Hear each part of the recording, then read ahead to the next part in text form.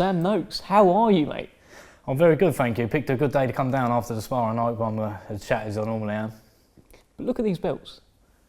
They're all right, mate. They're all right. Have you what do you actually do with that British belt in particular? Because I know that was one that you were buzzing about. Yeah, I mean, my old dear's sold out for me. She has her down in the living room, and then I got these ones up with the Commonwealth and the WC up with me in my room. So how many times have you watched back that fight? Yeah, a couple ones. I mean, like, listen, I don't. I watch them back when I get home after the fight. Watch them back, but I don't keep studying and that. I'm not unhappy with the performance, but I'm looking forward. Like, got a tough fight around the corner. You have, but I've heard you actually say it as well after your fight. You did a few interviews. You were like, I'm just enjoying the moment. You've got to enjoy the moments, right? And that was a big moment. Yeah, I think obviously with the quick turnaround though, it's like you don't really think February the 10th. Yeah. It was. It's like then obviously like I had a few weeks, and then we're talking about April the 20th. So it's just like straight back into another camp. But listen, I can sit back and then look back on it at the end of my career. Do you know what I mean? We got a long career. It was sort of how I thought it was going to go, really. Like, I knew he'd be good on his feet, and it just so happened that for some reason we had a 22-foot ring or whatever it was, a big one. But we had a game plan, and as I've said before in other interviews, 12 rounds is a long time.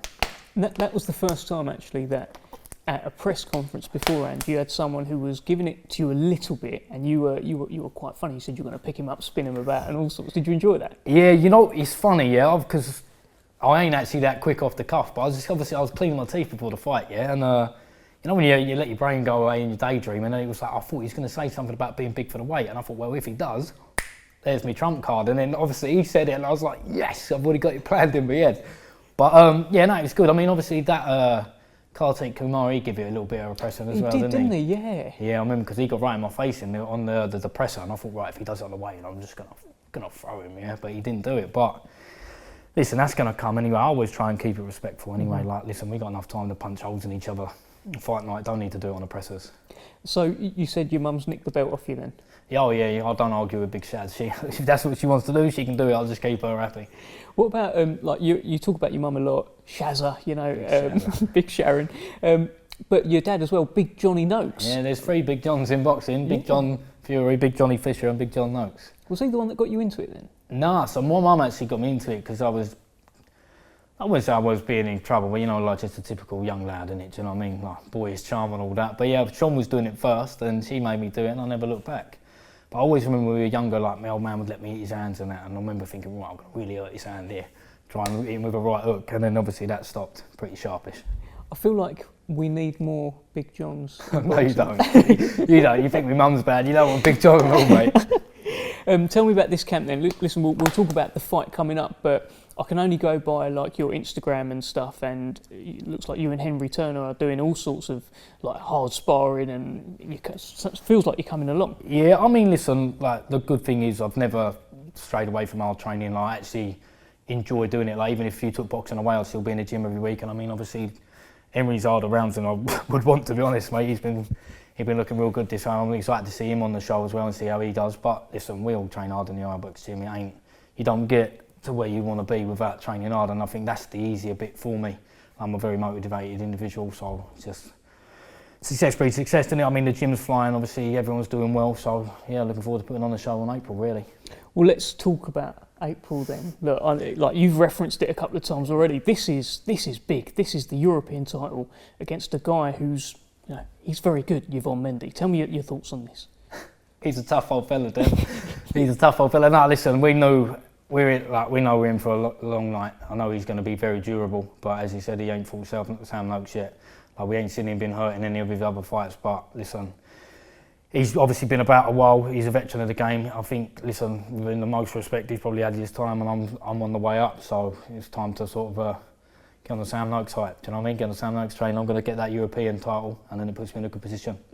This would be a serious statement-making kind of win, though. Yvan Mendy, only a couple of fights ago, was in with Denis Baranchyk, who's about to challenge for a world title. Like, he's a very, very high-calibre fighter. So I'm saying this year's turning out to be a real good one. I mean, obviously, like, you think last year had a little bit of inactivity, and then now British champion already, and then now fighting for the European against, obviously, a good world-level opponent. And as you say, come through there with flying colours, mate, it puts me in a real good position for the end of the year. Were you expecting such a quick kind of turnaround from suddenly British champion to challenging for the European? Dev, listen, so it was like, right, for the British title, sweet. And then fight week, we're fighting for the WBO International. And then I'm top 10 with the WBO, and then it was like mentioned, right, we'll fight in July for the European. I said, all right, and then he said, oh no, we're not going to do it in July, we'll do it in April, and this was like a week ago, so it's all just coming quick. But I mean, obviously that means Frank and Francis got a lot of faith in me, and I don't want to let them boys down, so I'm going to get that and bring that title home, and hopefully my mum probably steal that one off me as well. Has he put a bit of fear in you? It's not a bit of fear in me, no, it's more hunger really. Like, listen, obviously every boxer says, oh, I'm in it for a hard fight, so listen, I'm not doubting that this is going to be a tough fight. Do you know what I mean? He's a good opponent, but that's what we're in it for, and it's a good step up for me, and then obviously just to see if I'm not just a hype job, do you know what I mean? To see if the power does carry through. So I'm looking forward to it. It's nice to have, not say just have a challenge, because the other boys have been challenges, but this is definitely going to be my hardest fight to date. He's had a few losses, but he's never been stopped, never been hurt, as you said as well. This is kind of the ultimate test of your power, isn't it? Well, listen, we'll see, innit? We'll see if it's just we're going to carries over. But I mean, I've been hearing in my whole career that I'm strong and I hit hard and I'm durable, so now is the time to prove it. Obviously, put all the naysayers saying, nah, it's just because you've had easier position. As you say, if do it to Yvan Mendy, then you can't argue it, can you, really? But even a win is actually brilliant, isn't it, against this guy? I ain't losing, Dev. I ain't losing, mate. No way. I ain't come this far to trip up now, mate.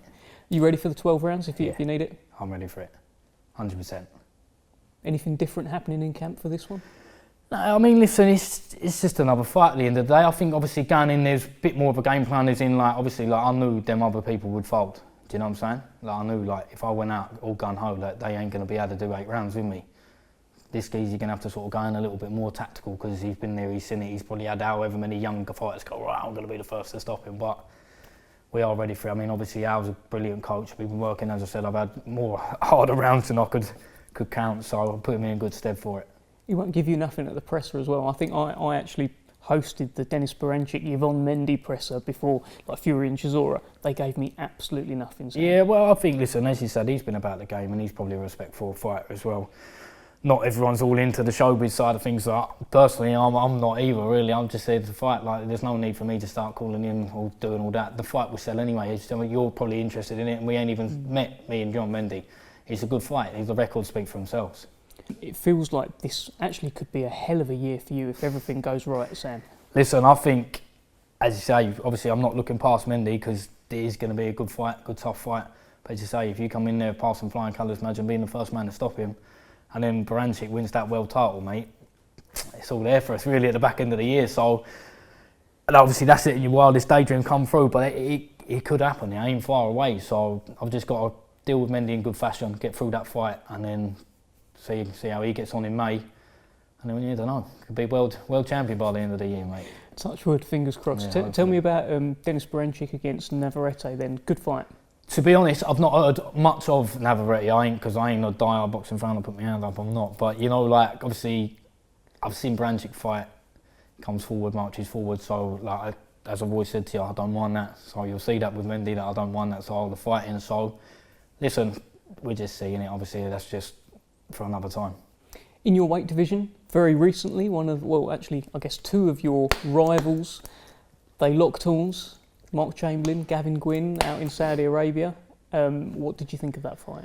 He looked good, Chamberlain. I'll give him his due. He did look good. I think he performed when he had to. I mean, obviously, like, Gavin got that bad eye straight away, but that's boxing, innit? I don't mean that he didn't perform any well. But, like, you say rivals, he's just with stablemates, innit? Do you know what I mean? That's just, like, easy fights to make. I don't wish him any losses unless they're fighting me. That's the only time I want him to lose. But he looked good.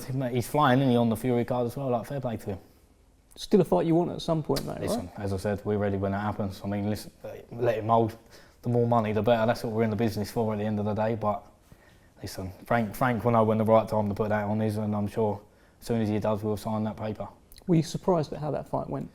Yeah, I thought maybe Gavin would have given him a bit more of a hard time, but obviously with that eye, I think that would throw anyone off. And obviously Chamberlain does punch hard, but he never said that he hadn't. Do you know what I mean? So, but he looked good. He looked really good. BoxRec currently, look, you can take or leave BoxRec, but this is what they've got as their top 4 in Britain at the moment. And let me get your thoughts on it. Right now, number 1, they've got Chamberlain. Number 2, they've got Maxie Hughes. Number 3, they've got Gavin Gwynn. Number 4, they've got Sam Noakes. What do you think? Didn't even podium finish. Oh. No podium finish for me. Like, listen, he's had a tougher fight than I have. I'm not one to be like, but it's getting from 4 to 1 is just a thing of me beating Chamberlain. Do you know what I'm saying? So it's just biding my time. I've just taken each fight at a time. I mean, obviously, get in there, stop Mendy. It's going to put me in a good position, not just on Boxrec, but in all the other governing bodies. So that's the plan. How many of the Maidstone Massive have you got coming with you? April 20th? We'll have a fair few. But I think once this all gets announced and it all comes out, I think we'll be flying. So Sam, April 20th, Yvan Mendy, European Lightweight Championship. What's going to happen in this fight? Sam Noakes will become the European champion. Good luck. Thank you very much, Steph.